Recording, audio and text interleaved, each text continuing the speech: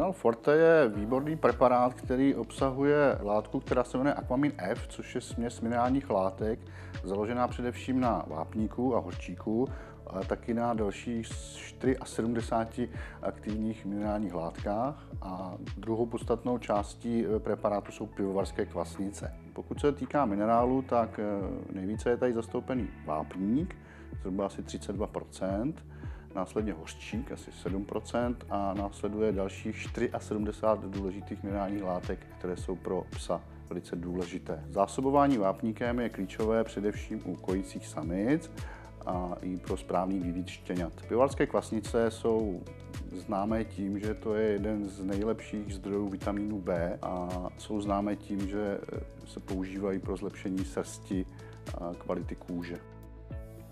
Nejčastější použití toho je u těch kojících samic, dává se i štěňatům. Ty štěňata vysávají z té fenky spoustu právě minerálních látek, takže proto je to hrozně důležité.